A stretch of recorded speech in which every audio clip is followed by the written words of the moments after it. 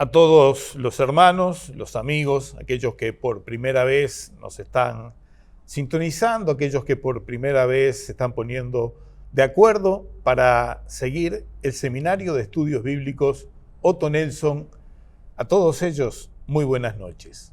Estamos en este momento dando comienzo de esta forma distinta a este seminario que homenajea a quien muchos años atrás, muchas décadas atrás, fuera el fundador de nuestro trabajo aquí en Uruguay, el misionero sueco Otto Nelson, y que su memoria es honrada con este seminario que ya por más de 3 décadas está compartiéndose.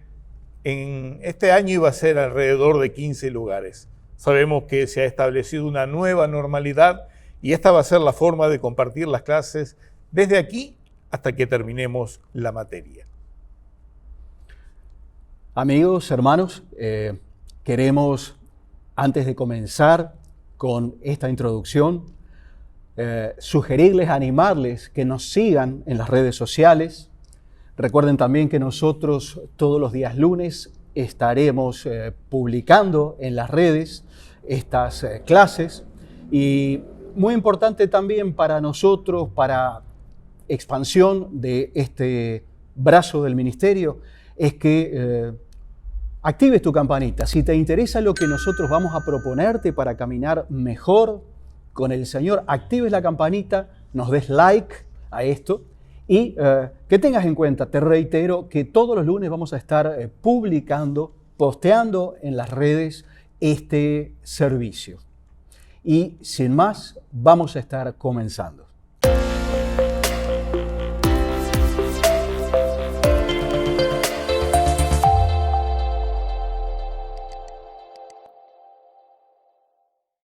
La materia que vamos a compartir durante este trimestre, pero que después va a quedar allí para quien quiera hacer el seguimiento, es el andar del creyente. Algo tan necesario de manejar, algo tan necesario de tener presente en este tiempo tan difícil, como debe ser nuestro caminar, para con Dios, para con los de afuera y para con nosotros mismos. El material del andar del creyente está basado en los textos de la carta que San Pablo le escribe a la iglesia en Éfeso, en los capítulos 4 y 5. Y la introducción que se hace a la materia está redactada de la siguiente forma. Este tema enseñado aquí, llamado el andar del creyente, es presentado para cristianos que recién comienzan el camino del Señor, como para aquellos que tal vez ya tengan muchos años caminando con su Salvador. Tanto los recién convertidos al Evangelio como los que sirven en el liderazgo, tenemos siempre la necesidad de seguir conociendo cómo debemos andar en esta tierra siguiendo a nuestro Redentor, pues así hayamos caminado toda una vida en su camino, nunca habremos llegado a un punto en el que podamos decir, yo ya lo sé o lo conozco todo. Por esta razón, el conocer un poco más acerca de nuestro caminar en este mundo es responsabilidad diaria, pues nuestro Dios siempre quiere hacernos conocer cosas nuevas por las cuales es necesario transitar y que muchas veces nos cuesta a causa de la lucha que se levanta en nosotros mismos, causada por la oposición de nuestro propio yo que se resiste tenazmente. También debemos recordar que la voluntad de la carne, o sea, nuestra vieja naturaleza, nunca estará de acuerdo con lo que es la voluntad de Dios. En cuanto a nuestro andar con Cristo, es menester conocer no solo las mañas, sino los pecados a los cuales nuestro viejo hombre quiere arrastrarnos. Con este conocimiento nos abocaremos entonces al desarrollo de este tema, bosquejado como sigue. Bien, hermanos, amigos, vamos a ir ya de lleno a lo que es esta introducción.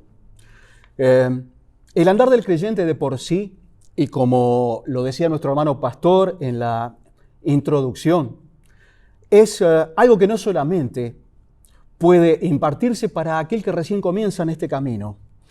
A lo largo de nuestro caminar hacia la meta que es el reino de los cielos, Todos tenemos siempre la necesidad de ir verificando nuestro camino frente a Cristo, frente al testimonio que Él nos pide, frente a la santidad que está preestablecida para aquellos que hemos elegido por Él y su salvación.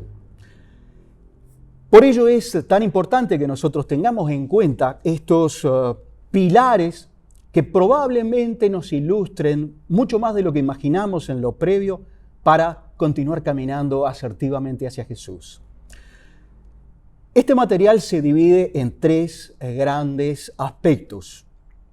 El primero es donde están hechas las recomendaciones mientras vamos caminando, las recomendaciones para el andar del creyente. Luego hay una descripción bíblicamente fundamentada que habla de lo que es el viejo hombre y el nuevo hombre.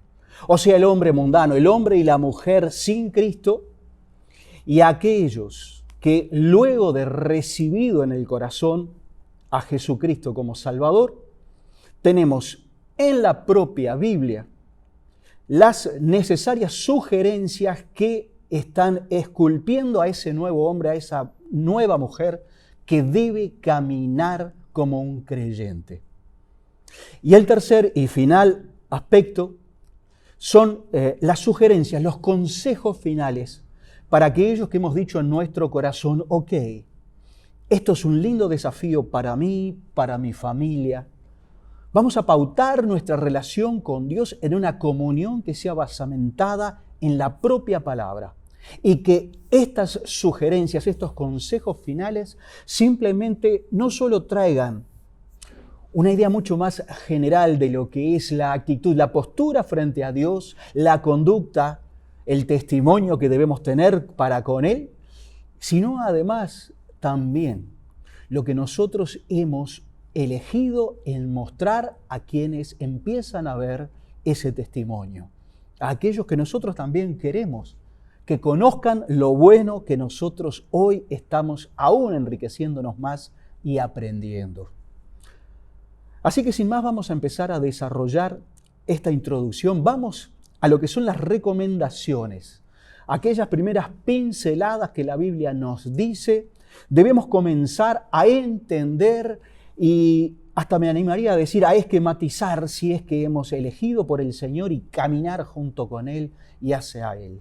Hay una división en 5 puntos, donde el primero es descrito en Efesios capítulo 4, versículo 1, y que es justamente el andar dignamente.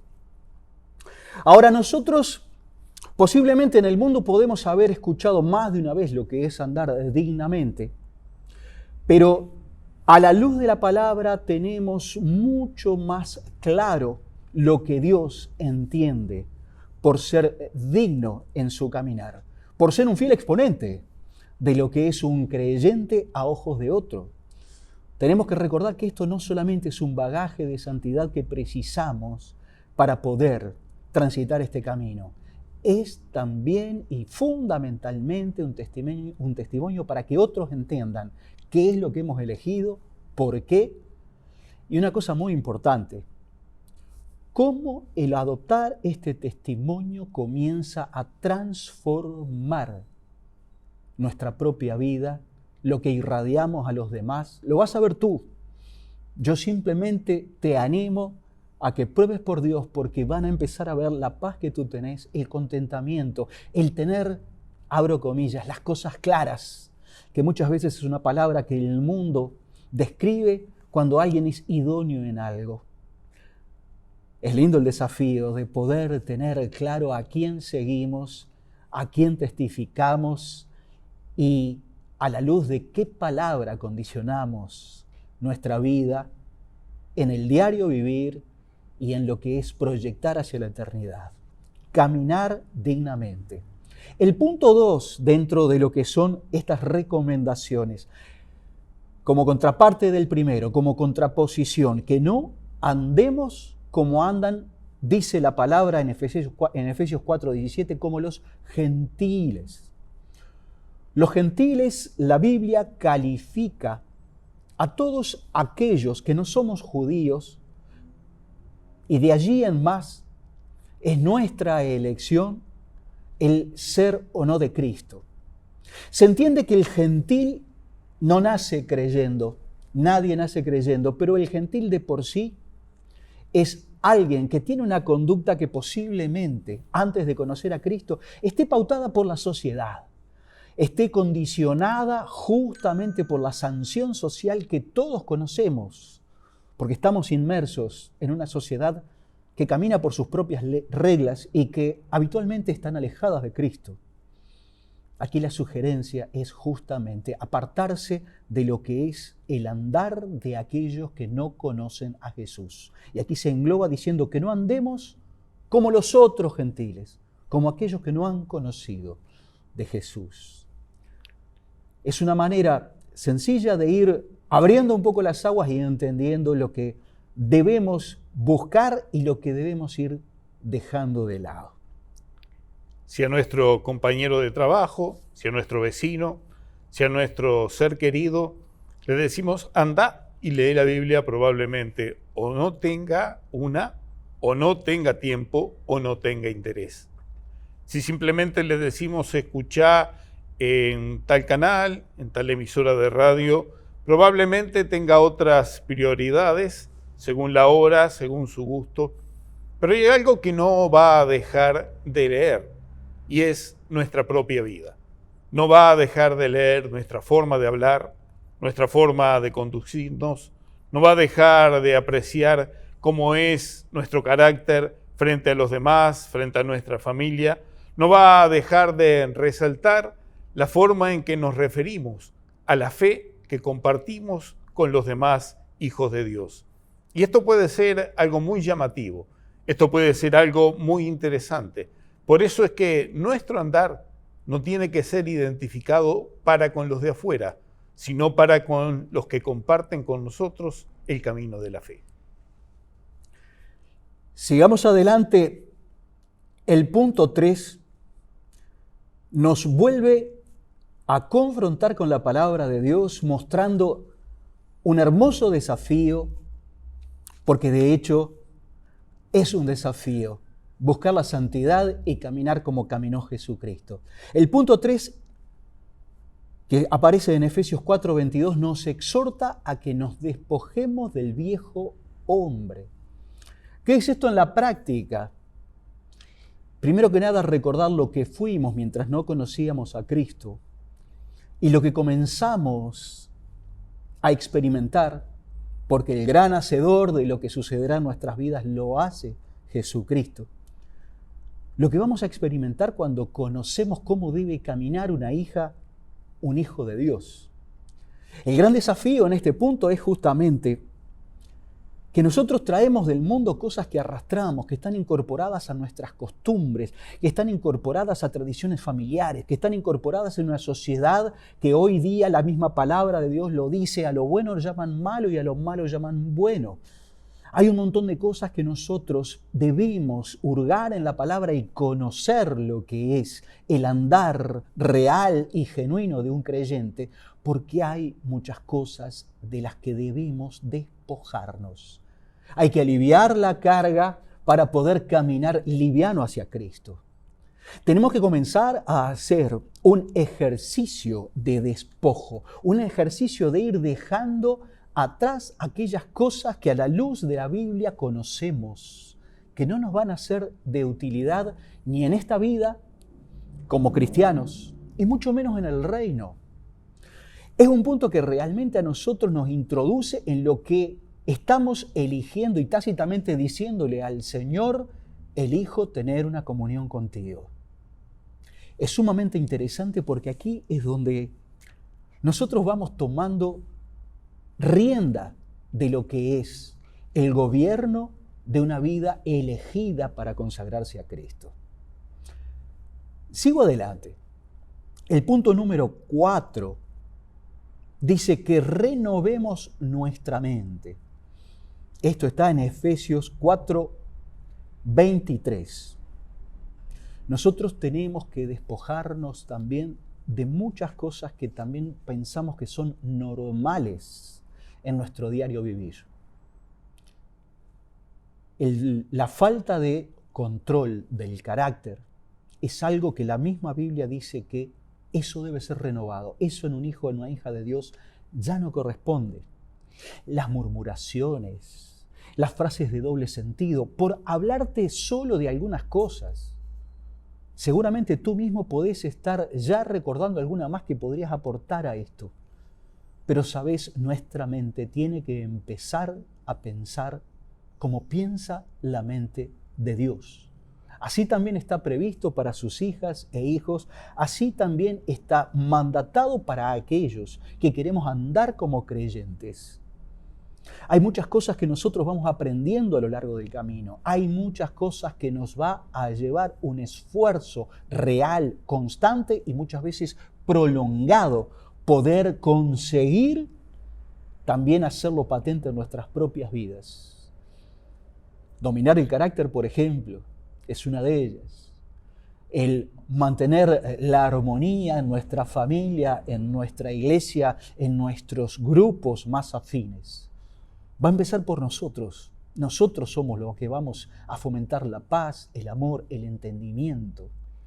Todas esas cosas hablan justamente de que estamos renovando nuestra mente para ser como Jesús ha sido. De la forma que lo presenta la Biblia, este renovar de la mente parecería ser algo continuo. No que nos renovamos hoy y después ya nos dejamos estar por un tiempo, porque lo que nos rodea, lo que vemos diariamente, la forma de que evoluciona la sociedad, o más bien involuciona de acuerdo a nuestra manera de pensar y comparándola con lo que dice la Biblia, nos lleva a que nuestra mente esté cada día más firme en los principios de Dios a través de la Biblia, pero también que nuestra mente se renueve, que esos principios de Dios no cambian, son eternos, pero que la forma de presentarlos va a ser cada día para nosotros un mayor desafío, renovarnos continuamente. Y para eso necesitamos de algo que es fundamental, una palabra que la Biblia define como comunión con el Espíritu Santo, aquel que abre nuestro entendimiento para que cada día podamos ser renovados y entender lo que la palabra de Dios quiere decirnos. Y justamente al influjo del Espíritu Santo, que es quien nos renueva, que es quien nos muestra cómo debe ser corregido nuestro camino, que nos muestra claramente cuando nos equivocamos y estamos haciendo algo fuera de la voluntad del Señor, es que el quinto punto se sustenta, porque dice en Efesios 4:24 que tenemos que vestirnos de ese nuevo hombre, de esa nueva mujer, de esa nueva criatura que es abierto a no solo a adoptar, sino a incorporar como parte de su vida las actitudes, los pensamientos, las palabras, las posturas de un cristiano, de una cristiana. Alguien que conociendo de su salvación, que ha sido por mera gracia, no por nuestra conducta, sino porque Jesucristo pagó todo ese precio, nosotros hasta como señal de gratitud a Él, elegimos vestirnos del nuevo hombre. Ese nuevo hombre que se describe en la palabra de Dios, ese hombre que justamente testifica santidad, ese hombre que en definitiva es el que agrada a Jesucristo, el que ha hecho por nosotros todo aquello que nosotros no podíamos hacer y nos reservó para estos tiempos lo que estaba en nuestra capacidad, el buscar la santidad, el procurarla cada día y más concretamente investirnos de ese hombre, esa mujer que conoce, practica, adopta, incorpora, emana por todos sus sentidos esa santidad tan anhelada por nosotros y tan esperada por Dios. El autor de la carta a los Romanos, en el capítulo número 12, los versículos 1 y 2, lo describe de esta forma. Así que, hermanos, os ruego por las misericordias de Dios, que presentéis vuestros cuerpos en sacrificio vivo, santo, agradable a Dios, que es vuestro culto racional.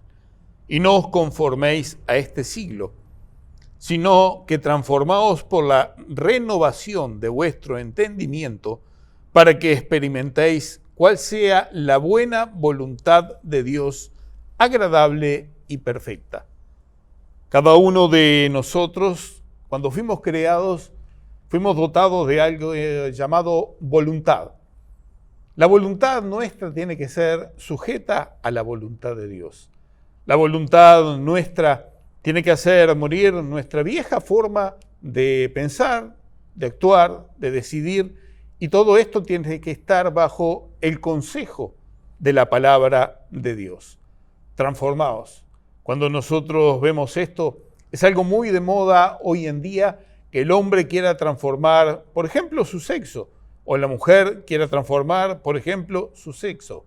Nosotros vemos en la palabra de Dios que lo que tiene que ser transformado es nuestro hombre interior, que después va a reflejarse en nuestro hombre exterior.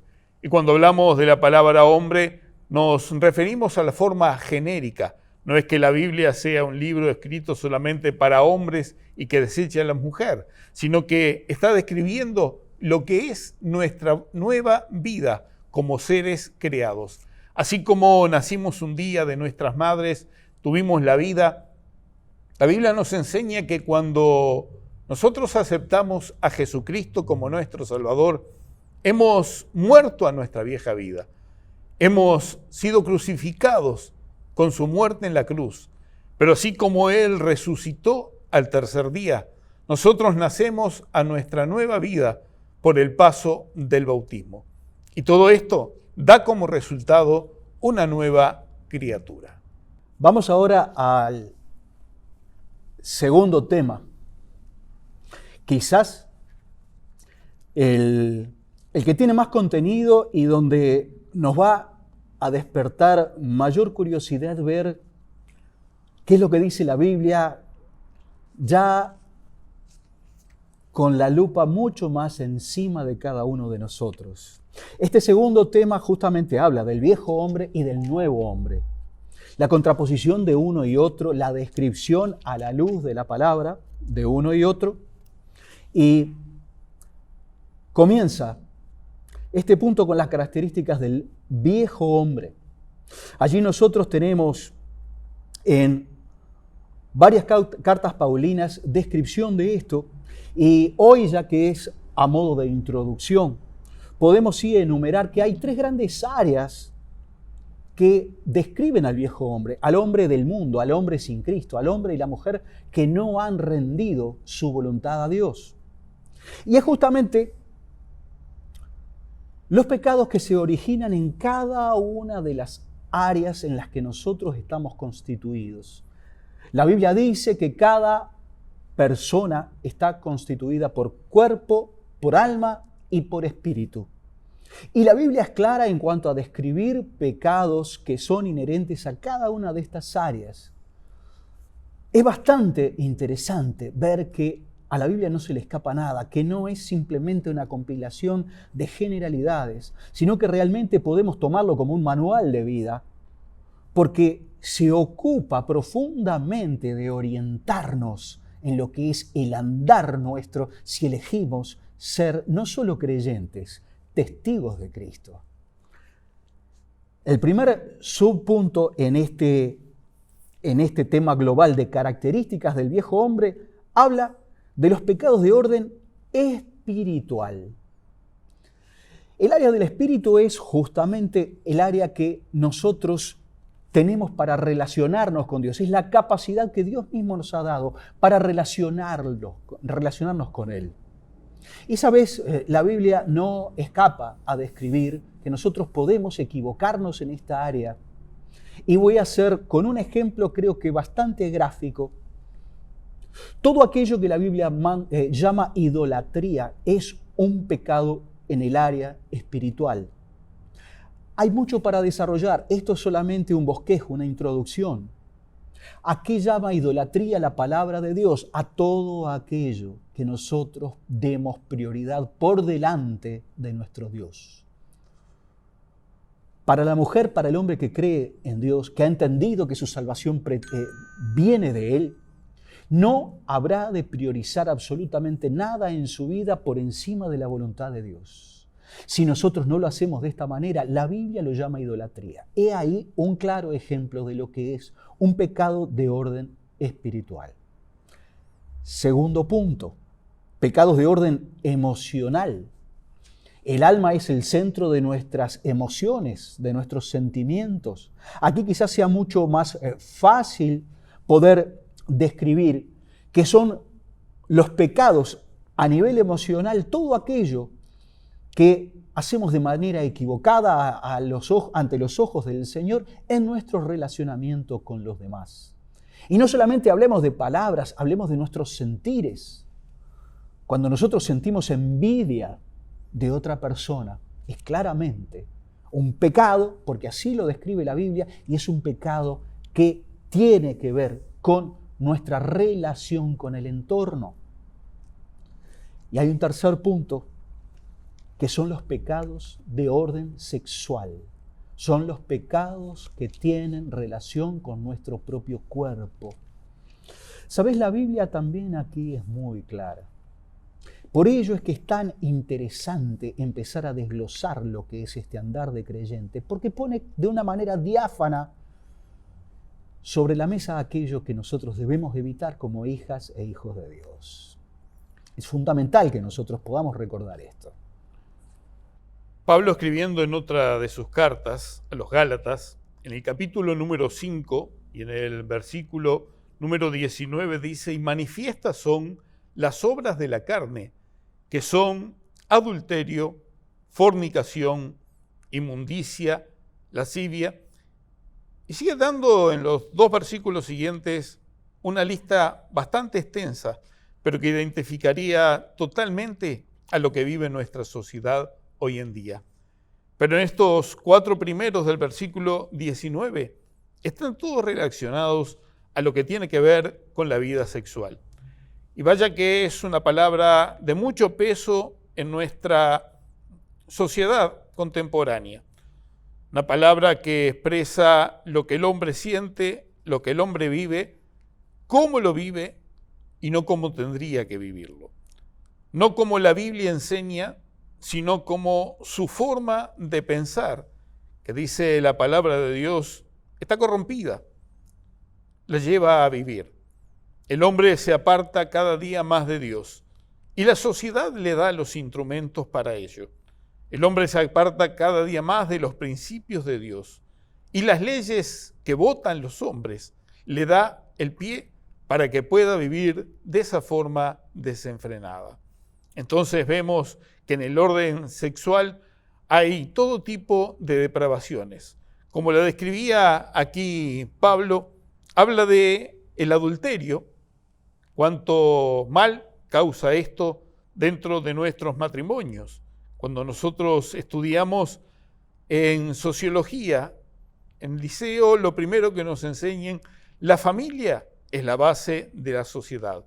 Y una familia constituida de acuerdo a la palabra de Dios es por un hombre, una mujer y después los hijos que habrían de engendrarse. El adulterio lo que hace es que una de las personas le falle a la otra. No respete más a la otra persona como lo que es, como su otra mitad, como su otra parte, y ya deje de considerarla como un objeto de santidad y de respeto, sino que simplemente fallé y eso me justifica. Habla de la fornicación. Y vaya que es otro de los temas que nosotros tendríamos que dedicarle más de una clase a hablar solamente de esto, porque lo que antes eran palabras tabú, lo que antes eran hechos que muchas veces eran criticados, lo que antes eran escenas en el cine o en la televisión, que eran recortados o que tenían un horario especial o que tenían una edad especial para poder acceder a ellos, hoy se ha transformado en el pan de cada día, a toda hora, en todo lugar, en todo tiempo. Y esto está induciendo a que el hombre de hoy en día, también en esta área de la santidad de su cuerpo, se aparte cada día más de Dios. Después habla de la inmundicia. Y la inmundicia no es solamente que veamos algo sucio frente a nosotros y nos dé asco. La inmundicia muchas veces se encuentra dentro nuestro. La inmundicia se encuentra en nuestra mente, la inmundicia se encuentra en nuestros labios, y la palabra de Dios dice que de la abundancia del corazón es lo que habla nuestra boca. La inmundicia también ha llegado al corazón. Y entonces ese corazón, así como bombea sangre para llevar vida a todo el resto del cuerpo, ese corazón también bombea la inmundicia que tiene para que todo el cuerpo se contamine con ella. Y la última palabra que él describe es la lascivia.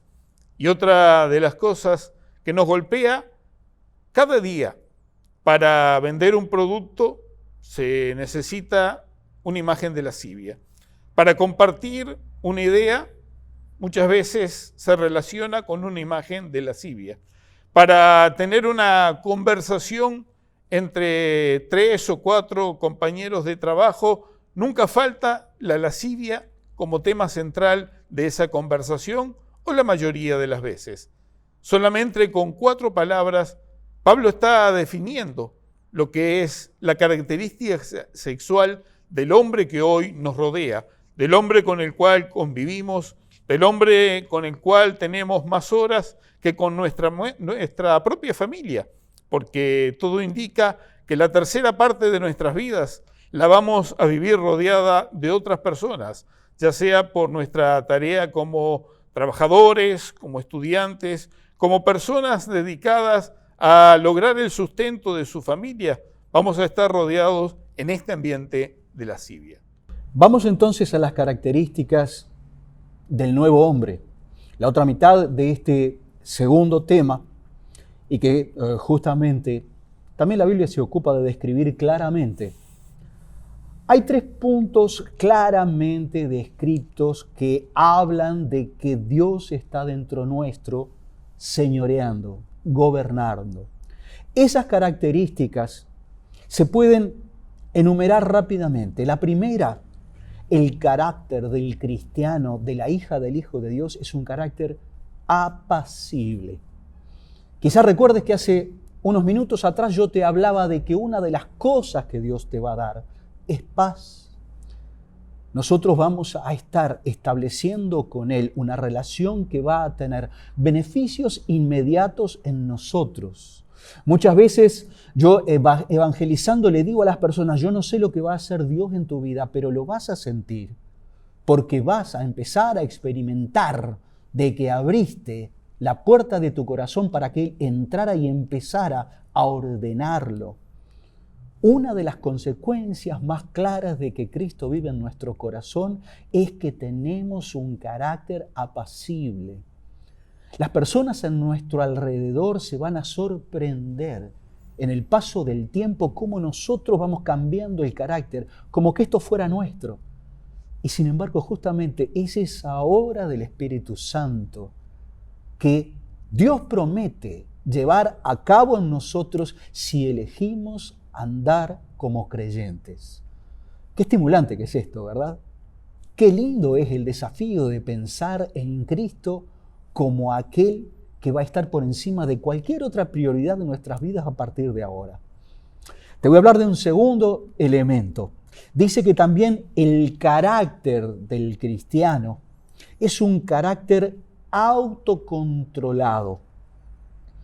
No solamente que nosotros vamos a tener paz, nosotros vamos a tener la capacidad de poder aún, como dice la misma Biblia, decir las verdades más claras, pero siempre en amor. La Biblia dice: la verdad dicha con gracia, la verdad sazonada con sal. Nosotros podemos ser muy ofensivos al momento de decirle a otro lo que nos parece debería ser correcto en su vida. Dios a nosotros primero nos prepara para que demos un testimonio, que no sea necesario que estemos juzgando, porque no es ese nuestro papel.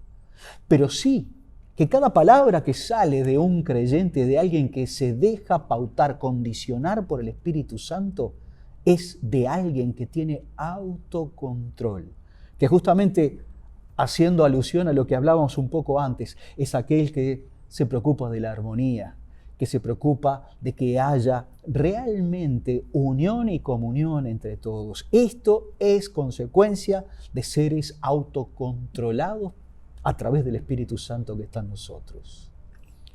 Cuando leíamos hace unos minutos atrás lo que San Pablo le escribía a los Gálatas, describimos una parte de esos malos deseos, de esas malas decisiones, pero después continúa San Pablo escribiendo que el nuevo hombre, aquel que ha sido renovado en Jesucristo, ha sido lavado con su sangre derramada en la cruz, tiene una característica: da un fruto.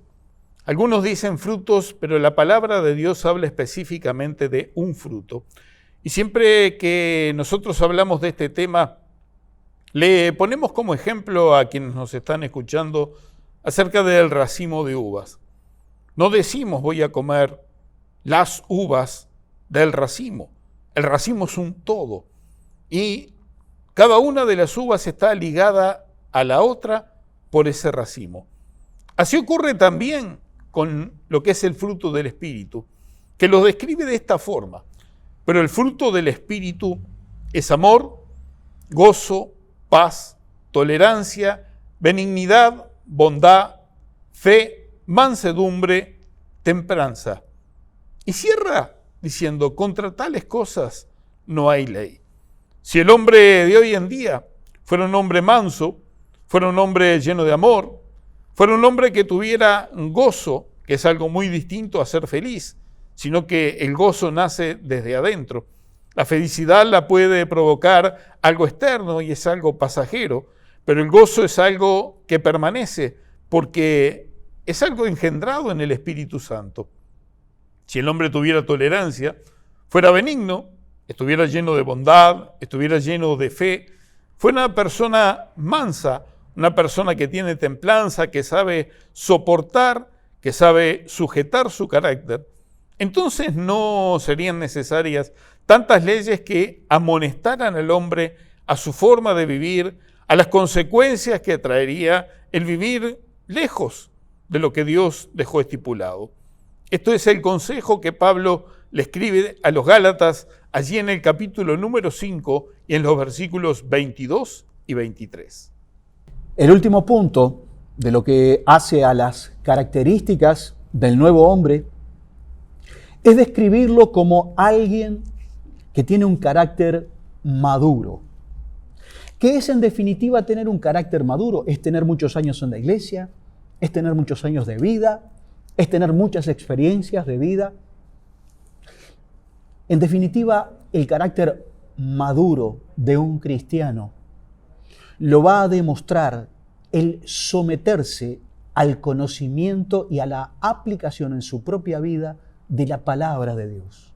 O dicho de otra forma un poco más sencilla, entender de que tantas cosas que Dios nos pide dejemos de lado porque no nos bendicen, porque no nos santifican, son las que nosotros elegimos voluntariamente y con alegría aplicar, poner de manifiesto en nuestra vida para justamente poder nuestro testimonio describir claramente que hemos elegido ser un nuevo hombre, una nueva mujer en Cristo.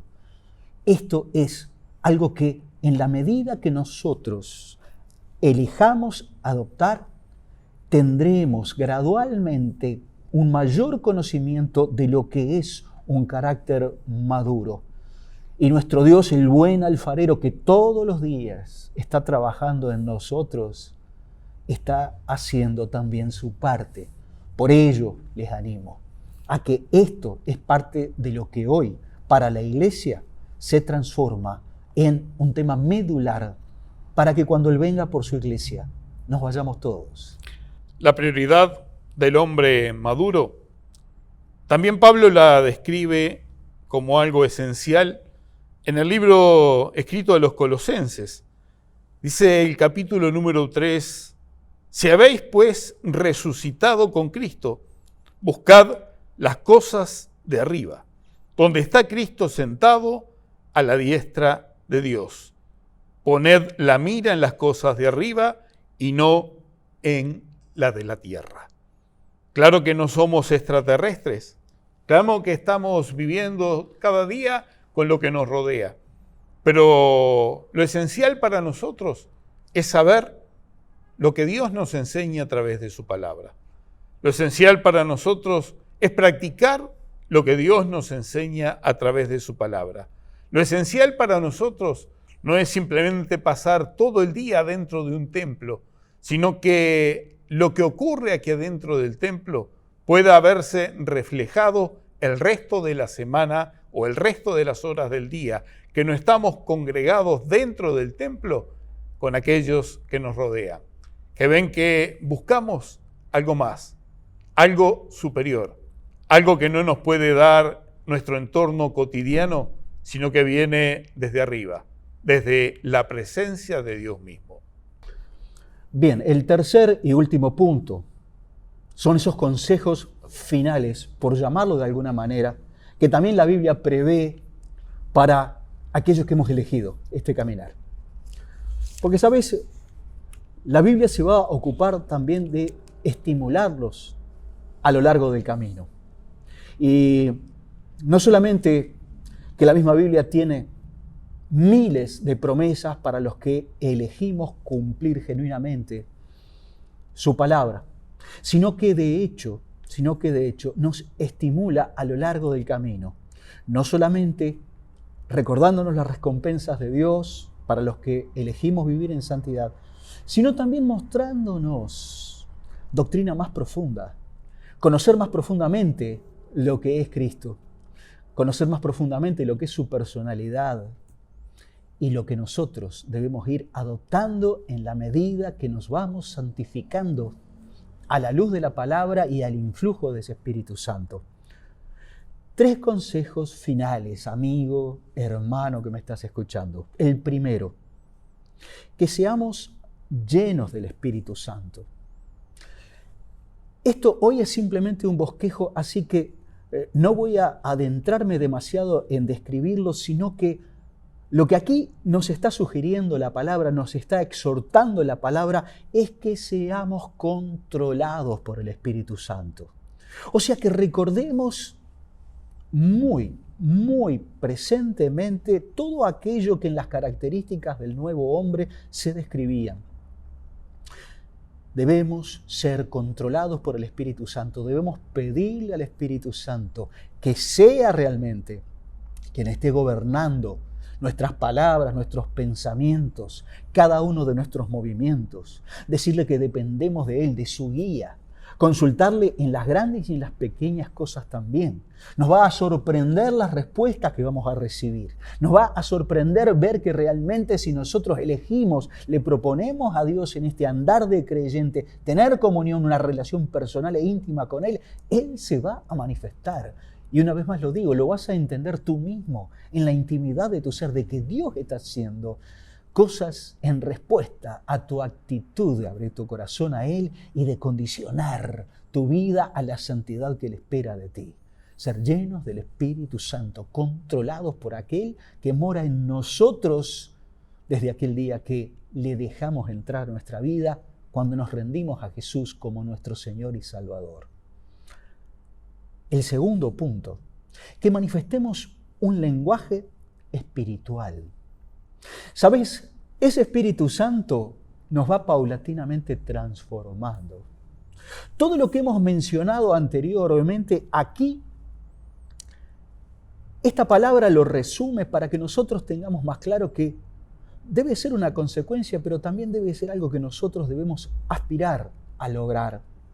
Que tengamos manifestación en todas las áreas de nuestra vida de una manera espiritual. Cuando habla de lenguaje, no solamente habla de nuestras palabras, habla de nuestras miradas, habla de la actitud de amor que tenemos para con otros, aún para los desconocidos, aún para aquellos que quizás hasta nos irriten. Eso habla de que nosotros estamos comunicándonos de una manera diferente, una manera que no es de este mundo, con nuestro prójimo, con nuestro entorno, con todos, con los que nos agradan y con aquellos que nos resulta más difícil poder entablar armonía. Es fundamental poder, a lo largo del curso, ir entendiendo más profundamente todo lo que Dios nos quiere decir en estos aspectos. Vaya si será un desafío, ¿verdad? El último punto, que demos siempre gracias a Dios por todo.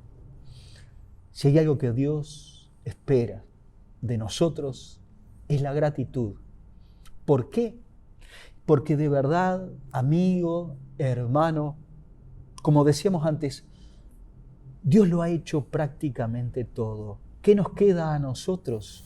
Tener la voluntad, la actitud, la postura, la determinación de transitar por todo lo expuesto y sabiendo cuál es el fin de ese caminar de creyente, darle gracias a Dios de antemano por lo que nos da y por lo que no nos da, por haber conocido la verdad, conocido el camino y por perseverar en él. Ahora, Alejandro, la gente que nos ha escuchado durante estos más de 40 minutos tendrá dos preguntas. La primera se refiere al último punto. ¿Siempre es fácil dar gracias a Dios por todo? Lo que vivimos en nuestro andar diario, ¿todo es alegría? ¿Todo es gozo, paz, felicidad? ¿O también tenemos nuestros momentos malos y ahí es donde obra el amigo bueno, el amigo constante, el amigo fiel que Jesucristo dejó, el Espíritu Santo? Es muy bueno lo que tú decís, pero voy a recordar tus últimas palabras hace un ratito. Una cosa es felicidad y otra cosa es gozo. El nuevo creyente, aquel que desde que elige caminar por Cristo empieza a recibir de Dios, entiende de que lo que nos sustenta es la certeza de lo que esperamos, porque es la fe. A partir de allí, nosotros comenzamos a entender de que lo que Dios permite en nuestra vida sucede porque estamos bajo su estricta voluntad. Y vamos a llevar de una manera altiva, gallarda, una manera en la que todo de antemano lo comenzamos a conocer, aquellas adversidades que por allí Dios permite en nuestra vida, que no hace otra cosa que templarnos, no hace otra cosa que mostrarnos a nosotros mismos de qué manera estamos hechos para poder seguir caminando. Hace un rato yo les hablaba de desafío. Lo que acaba de comentar nuestro pastor tiene que ver con ese desafío, hermoso desafío, seguir a Cristo. La palabra que lo define sería la palabra perseverancia. La otra pregunta que se desprende del tema que hemos estado tratando o que hemos comenzado a tratar es: ¿hasta cuándo tendremos que perseverar? ¿Cuánto más tendremos que caminar sobre este planeta Tierra? ¿Cuánto más durará nuestro andar como hijos de Dios aquí en la tierra? ¿O qué ocurre dentro de poco tiempo? Y que es la venida de Jesucristo. Es por eso que estas pinceladas que hoy te damos de lo que es el andar del nuevo creyente, hoy día cobran una trascendencia, un valor particularmente importante. Sabemos todos los que ya creemos en Jesucristo que si bien no sabemos cuándo Él viene, va a venir muy pronto porque las señales nos rodean y avalan de que así va a ser. Esta propia pandemia es una muestra clara de ello. Si así tú me permitís decirlo, estos tiempos malos, porque así la Biblia los describe, que corren hoy, son un argumento más para que tú elijas andar como un creyente. Esta ha sido nuestra primera clase, esperamos que te haya interesado, esperamos que haya dejado en tu vida algo nuevo y también el deseo de seguir compartiéndola. Nosotros vamos a estar nuevamente a partir del próximo lunes y ahí vas a poder seguirnos nuevamente durante unos 40, 45 minutos. También queremos recordarte que podés seguirnos en las redes sociales, de que nosotros cada lunes vamos a estar posteando, vamos a estar poniendo en la red una a una las clases que van a estar formando parte de este curso. Y por sobre todas las cosas también, si te gusta lo que estamos haciendo, nos va a bendecir mucho que tú actives la campanita y con ello vas a recibir avisos de cada vez que se esté publicando algo nuevo. Y dale like si te gusta, porque eso también le va a mostrar a otros que tú ya lo has aprobado. Dios te bendiga. Nos vemos en la próxima clase. Muchas gracias por tu compañía y bueno, será hasta la próxima, aprendiendo a andar como creyentes.